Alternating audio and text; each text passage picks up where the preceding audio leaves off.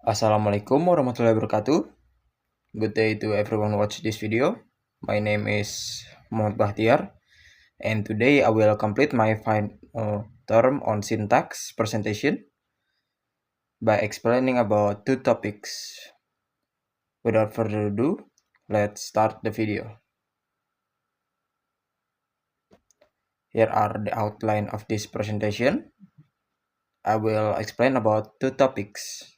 The first is subject auxiliary inversion, and the second one is relative clause formation. First, subject auxiliary inversion. What is subject auxiliary inversion?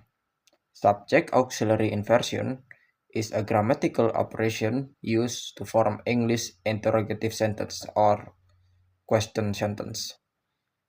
Inversion refers to changing the usual word order of two elements, specifically from x plus y to y plus x. In English grammar, this usually pertains to subject and auxiliary verb inversion when forming question. Here are the sentence example.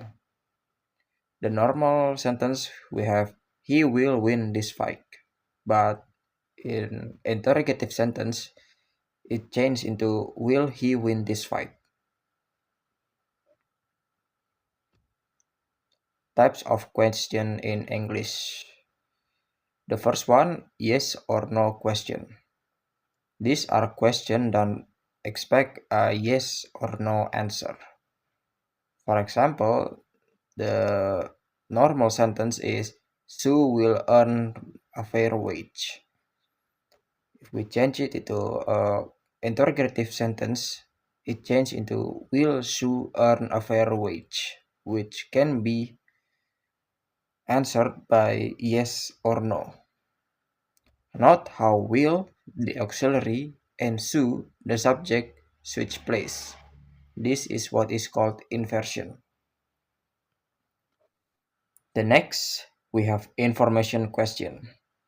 Information question asks for specific information and use question words like what, who, when, etc. For example, in normal sentence, we got he's boiling potatoes. But if we change it into information question, it becomes what is he boiling? The auxiliary is moves before the subject, he, and what replaces the object.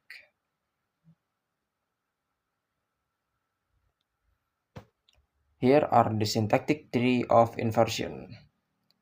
In normal sentence, we start with noun phrase, then auxiliary, then verb phrase. But in question form, auxiliary moves to the front, then followed by noun phrase and verb phrase. The second topic is relative clause formation. What is a relative clause? A relative clause is a subordinate clause that modifies a noun. It provides more information about the noun.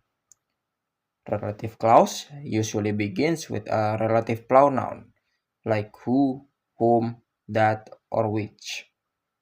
For example, the jewels that he bought were fakes. As we can see, the underlined part is a relative clause, giving additional information about the noun it follows, which is jewels. How is a relative clause formed? A relative clause is formed when two clauses share a noun phrase with the same referent, and one is embedded into the other. For example, in the original sentence, we have I sent your book to my aunt, and my aunt lives in Bandung. If we change it into relative clause formations, it becomes I sent your book to my aunt who lives in Bandung. In this case, my aunt appears in both sentences, so the second clause, who lives in Bandung, is embedded into the first to provide extra information about the subject, which is my aunt. types of formation. Although the exact number of syntactic operations across human language is uncertain at best, research shows that movement operations like inversion, where elements of a sentence are repositioned, are widespread. Many transformations in sentence structures are viewed as different types of movement rules in some theoretical models of syntax. Here are the syntactic tree of relative clause.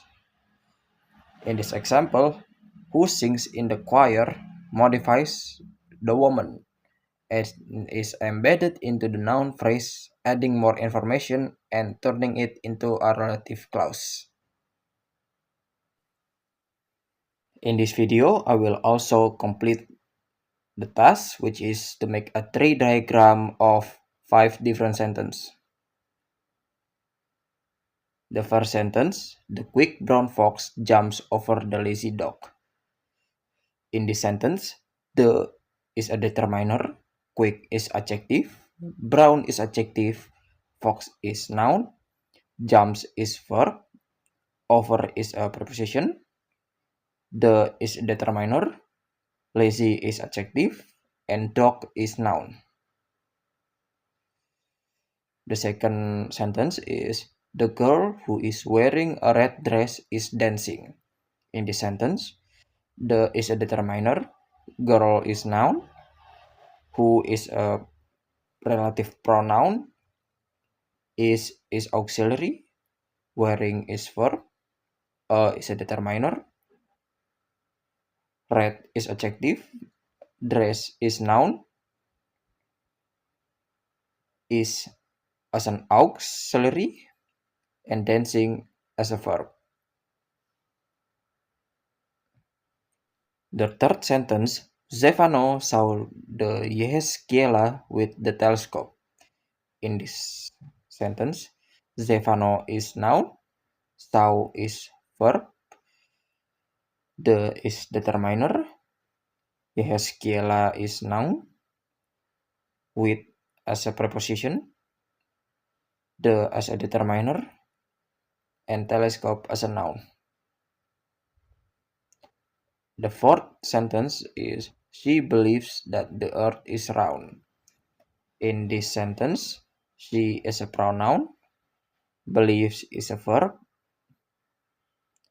that is a complement, the is a determiner, earth is a noun, is a verb, and round is an adjective.